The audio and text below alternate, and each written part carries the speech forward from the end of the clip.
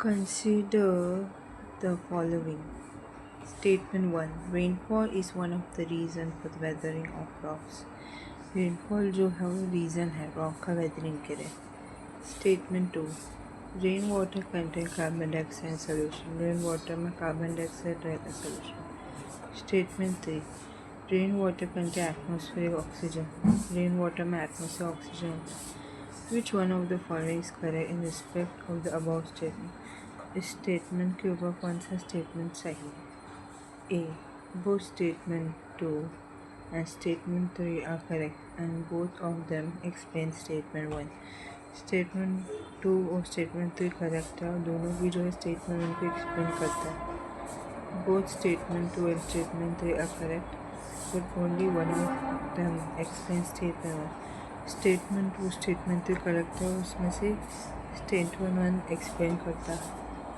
Only one of the statement 2 and statement 3 is correct and are explained statement 1. Statement 2 statement 3 correct है और वो explain करते statement 1 को.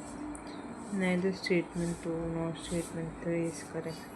Statement 2 भी correct नहीं है, statement 3 भी correct नहीं है.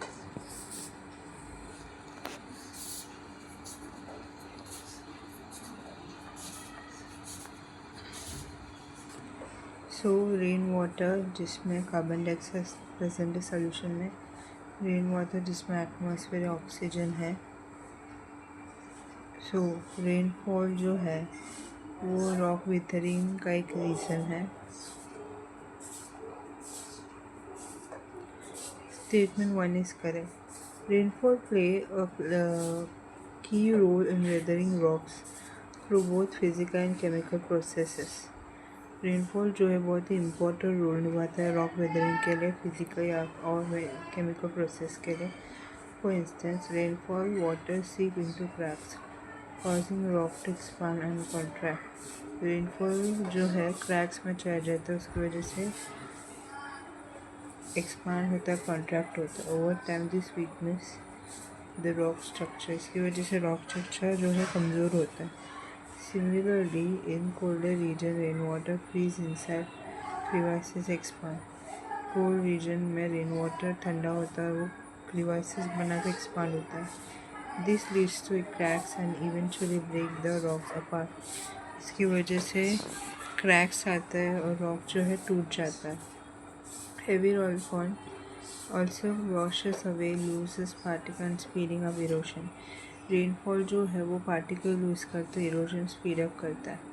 Chemical rainfall react with mineral in the rock causing slow decomposition of dissolution and over time this process break down and leads to weathering of rocks. तो ये rain water जो है react करता है mineral के साथ रॉक में, इसकी वजह से डिकम्पोजिशन होता है, डिसोल्यूशन होता है और ये प्रोसेस जो है ब्रेक डाउन होता है और रॉक वेदरिंग होता है. Statement 2 is correct. Rainwater absorbs carbon dioxide from atmosphere forming a weak acid solution known as carbonic H2CO3.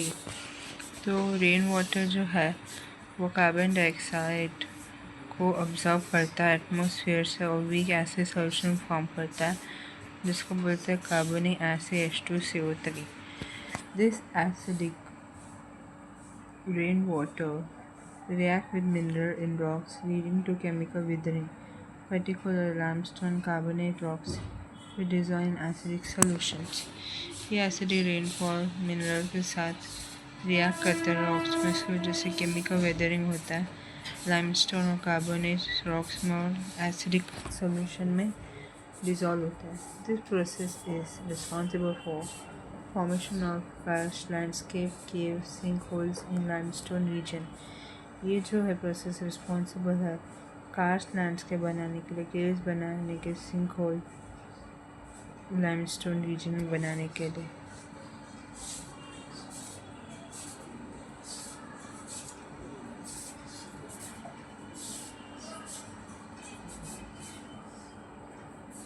Statement 3 is correct. Rainwater absorbs oxygen from the atmosphere, which play a crucial role in oxidation reaction in rock containing iron and other reactive minerals. Rain water जो है वो oxygen absorb करता है atmosphere से वो crucial role निभाता है oxidation reaction में रॉक जिसमें आयरन है दूसरे मिनरल्स है. Oxygen react with iron rich mineral example magnetite pyrite in rock to form iron oxide rust which weaken the rock structure. Oxygen react करता है आयरन रिच मिनरल मैग्नेटाइट और pyrite के साथ और वो आयरन ऑक्साइड फॉर्म करता है rust form करता है जो रॉक स्ट्रक्चर को कमज़ोर करता है. वो statement two carbon dioxide rain water statement oxygen rain water is correct. Statement two carbon dioxide rain water में स्टेटमेंट ऑक्सीजन और रेन वाटर में दोनों भी करेक्ट है. They both explain statement 1 as they contribute to rock weathering through chemical processes like carbonate and oxidation. तो दोनों statement जो है वो एक्सप्लेन करता है रॉक वेदरिंग को केमिकल प्रोसेस से जैसे कि ऑक्सीडेशन और कार्बोनेशन.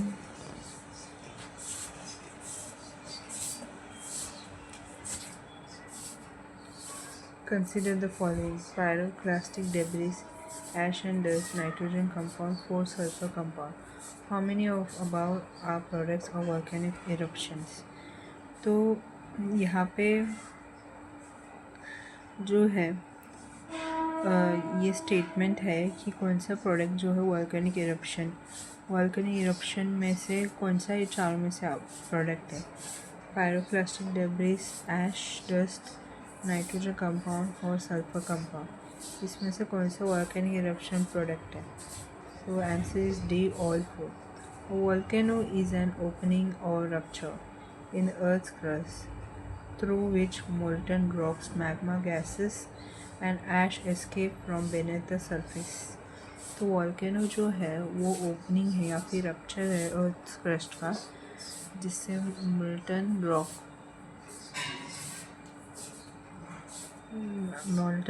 मैग्मा उससे बाहर निकलता है. गैसेस, एशेस जो सरफेस के अंदर रहता है वो भी बाहर निकलता है. When magma reach the surface it is called lava. जब मैग्मा जो है वॉल्केनो के अंदर जो मैग्मा है वो सरफेस तक पहुंच जाता है वॉल्केनो का तो उसको लावा बोलते हैं. Volcanic eruption can shape mountain and is island affecting both environment and climate.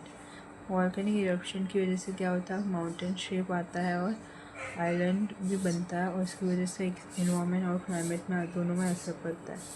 Example Mount Etna Italy Kilauea USA. Mount Etna Italy Kilauea USA है. The material that reach the earth surface in volcanic include. Material जो earth के surface तक पहुंचता है volcano में उसमें क्या include है.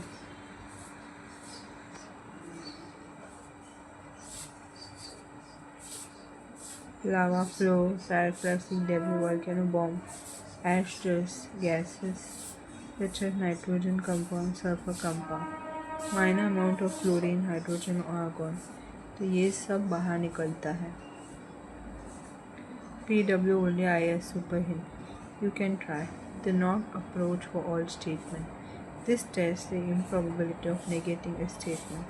If denying its impact seem highly unlikely.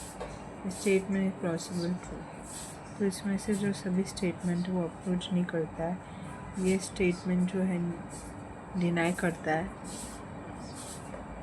For example I deny pyroclastic flow और गैसेस और ash are not product volcano like we know hence all are true. ये सब जो है वॉल्केनो का प्रोडक्ट नहीं है तो इसमें से सभी ट्रू है.